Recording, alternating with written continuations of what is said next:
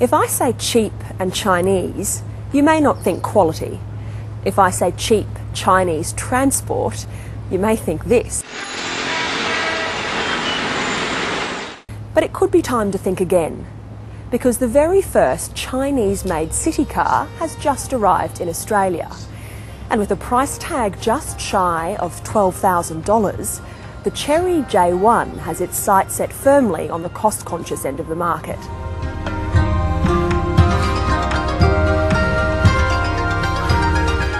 Now, to take a look at the J1, I've enlisted the help of Drive editor and all-round automotive guru, Toby Hagon. G'day, Tobes. Hey, George. Now tell me, where does the J1 sit in the Australian market? So it's right at the bottom, a sort of new breed of city-type cars that are even smaller than the current small car crop that's out there that sales really are booming for. But this car in many ways will actually compete with used cars because of its price tag, so all those sort of ones in the $10,000 to $15,000 mark. All right, how about we take the baby for a spin? Give it a go. Well, look, the engine isn't that bad. Like, it's, you know, you probably think it's only a 1.3 litre, so it's not going to keep up with the Porsche or anything, but it's actually not as bad as you think. You know, one of the things you do notice are all the noises, and that's like there's vibrations, and it's just not as refined as some other cars. Inside and outside this car, the fit and finish, so how things are actually put together, is not brilliant. And that's now flat out in second gear, so it's no Fireball. No. Cheap and cheerful, or cheap and nasty? Well, it's cheap. This is Chery's first crack at a city car. Do you think there's obviously room for improvement? Do you think they can and will? Absolutely. I mean, that's the thing. You look at the history of the Korean car makers back in the 1990s, they learnt extremely quickly and they're now producing world-class cars. The Chinese are very good at mimicking that sort of behaviour, and the general feeling is that I think within about 5 years we're going to start seeing some really competitive quality cars on the market. Fair enough. Now that's the expert's opinion. I say we channel Mao and ask the people.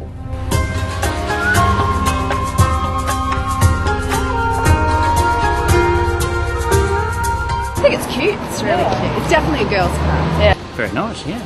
Yeah, it's alright. Not too bad. The interior looks a little bit cheap. Like the fabric and the plastic. Doesn't look too bad.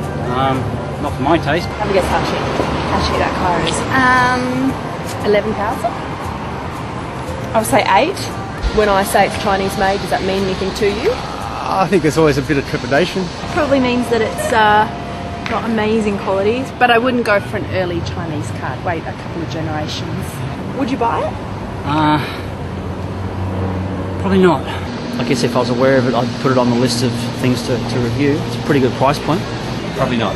Don't like little cars. Hang on a minute, I'll just see what I've got in my head. You mean right now? Personally, there are a few key elements I need to check out.